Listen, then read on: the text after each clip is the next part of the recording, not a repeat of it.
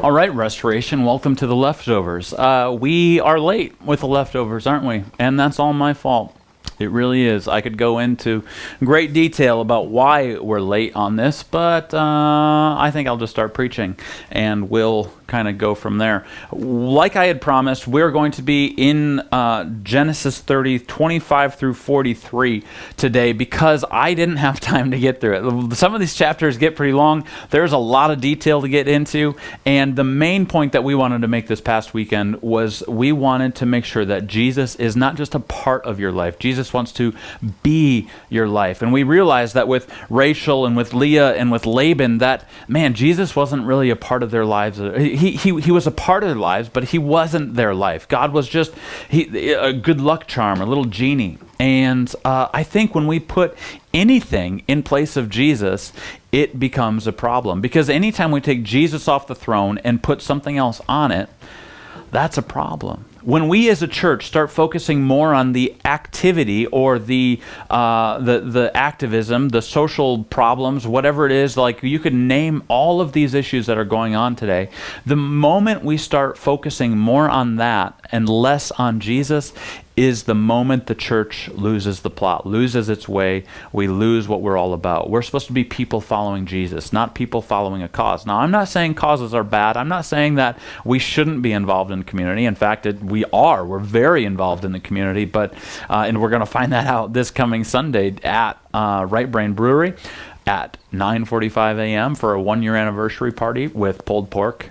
right after. So you're not going to want to miss it. We're going to talk all about where we've been in the last year and where we're headed, and that's my shameful plug into that. But we're all about being in the community, but it's not the biggest thing for us. The biggest thing for us is people following Jesus, and that informs every decision we make, every area we go to, every organization we give to, every person that we partner with is all for the sake of people following Jesus. That's the goal. That's what we're into. That's what we want out of people. That's what we have relationships for. That's what we have all of these community accounts for, is for the sake of people following Jesus. And we don't see that with Laban. Laban is the father-in-law of Jacob, and he's more interested in his own things, in his own wealth, in his own prosperity, getting ahead in life, and using his daughters, using his son-in-law to make that happen.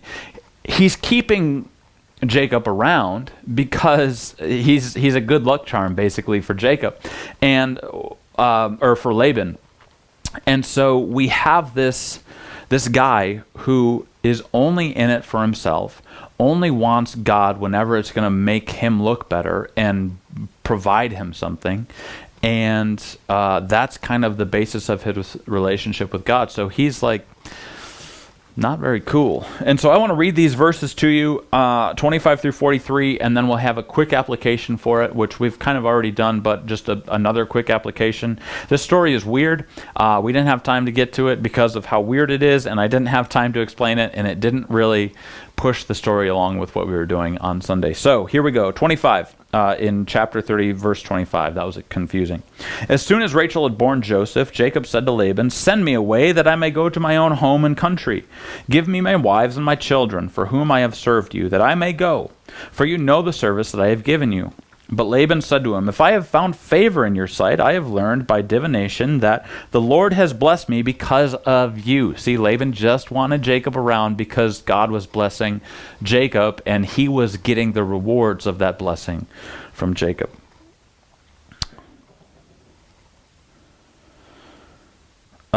Verse 28, "Name your wages, and I will give it." Jacob said to him, "You yourself know how I have served you, and how your livestock has fared with me. For you had little before I came, and it has increased abundantly. And the Lord has blessed you wherever I turned. But now when shall I provide for my own household also?" Jacob's like, "I've done a good job. Now it's time for me to start my own business. I'm ready to go on." He said, "What shall I give you?" And Jacob said, "You shall not give me anything. If you will do this for me, I will again pasture your flock and keep it. Let me pass through all your flock today, removing from it every speckled and spotted sheep and every black lamb, and the spotted and speckled among the goats, and they shall be my wages. So my honesty will answer for me later, when you come to look into my wages with you. Everyone that is not speckled and spotted among the goats, and black among the lambs, if found with me, shall be counted stolen." Laban said, "Good, let it be as you have said." So basically, Jacob says, I want to start my own business. I'm going to take all of the leftover sheep, the black sheep, the spotted goats, like the stuff that's not great, that's blemished, basically. And let me take those and start my own business with my own family. And Laban agrees. So that's what just happened. Verse 35, but that day Laban removed the male goats that were striped and spotted, and all the female goats that were speckled and spotted, every one that had white on it, and every lamb that was black, and put them in the charge of his sons. And he set a distance of 3 days' journey between himself and Jacob pastured the rest of Laban's flock. So Laban takes all of the speckled animals, all the spotted animals, because he thought that would breed more spotted and speckled animals. He did not want to give Jacob any sort of help whatsoever. So he sent them with his other sons, said, go take these sheep and spotted animals and take them far away, a few days away, so that these animals here, the purebreds that Jacob is taking care of, they won't be able to mate with any of the speckled and the spotted animals. So hence making their line seem a lot stronger and a lot harder for Jacob. Because if Jacob doesn't have any spotted and speckled sheep, he's got to stay. That's the deal. So that's what Laban does. Then Jacob took fresh sticks of poplar and almond and plane trees and peeled white streaks in them, exposing the white of the sticks. He set the sticks that he had peeled in front of the flocks in the trough, that is, the watering places where the flocks came to drink. And since they bred when they came to drink, the flocks bred in front of the sticks. And so the flocks brought forth striped, speckled, and spotted. And Jacob separated the lambs, and set the faces of the flocks toward the striped, and all the black in the flock of Laban. He put his own droves apart, and did not put them with Laban's flock. Whenever the stronger of the flock were breeding, Jacob would lay the sticks in the troughs before the eyes of the flock, that they might breed among the sticks. But for the feebler of the flock, he would not lay them there. So the feebler would be Laban's, and the stronger Jacob's. Thus the man increased greatly, and had large flocks, female servants and male servants, and camels and donkeys. That's weird, right? It's kind of weird, and there's so many different things that we could do with this and take this in so many different ways. All that basically to say, I don't really know what that's all about. Can I be honest with you? I don't really know. There's some commentary out there. There's actually about 3 different ideas on what's happening here. Number 1 is that Jacob believes there's some sort of ritual that goes on, or some sort of prenatal environmental influence that's happening here with the goats. Like, okay, so we want these animals to breed. We want them to have spotted animals. Maybe if we put this bark in front of them that's striped and spotted and whatever, we put that in front of them while they're breeding, then maybe they'll have spotted and striped and speckled animals.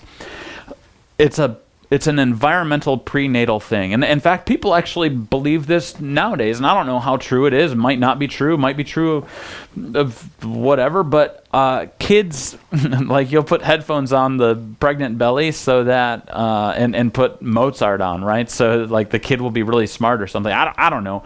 There's science that goes into it. So Jacob might be just doing like, hey, if I do this, maybe it's an old wives' tale or something that he knows, and so that's what he wants to do.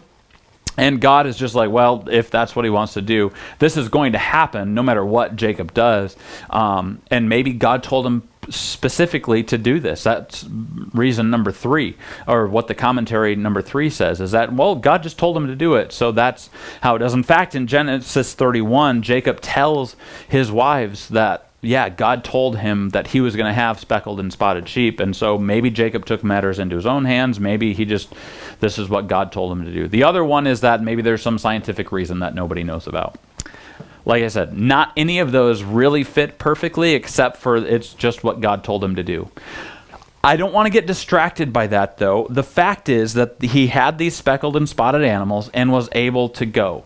Despite what Laban did. Laban was a guy who only was looking after himself and didn't want God to interfere with his life unless it was something great. And people, that's right where we're at in life. The quick application is just simply this. Jesus wants to be your life. He doesn't want to just be a part of your life. We talked about that on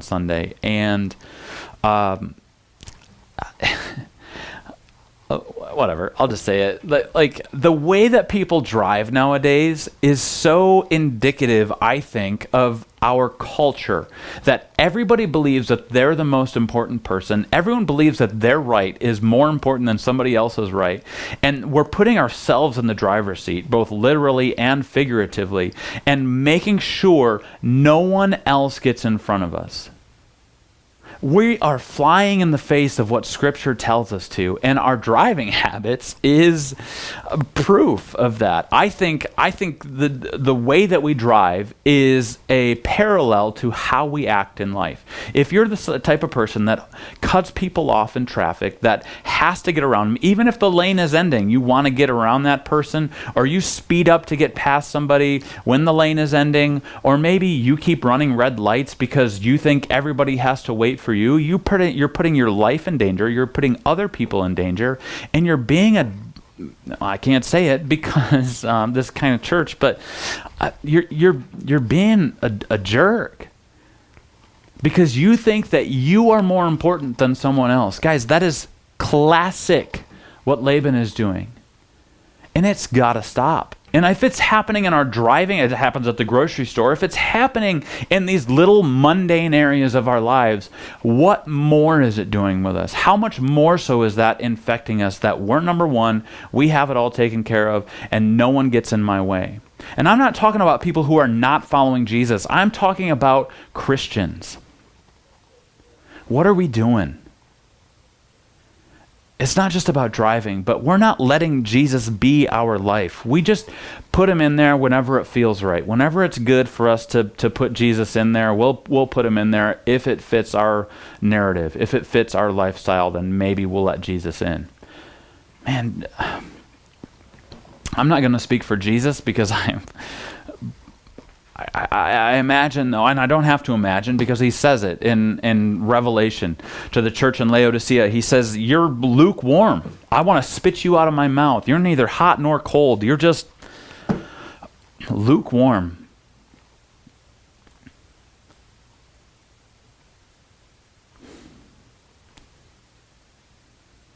It's not me first. It's not America first. It's not political party first. It's not cultural thing first.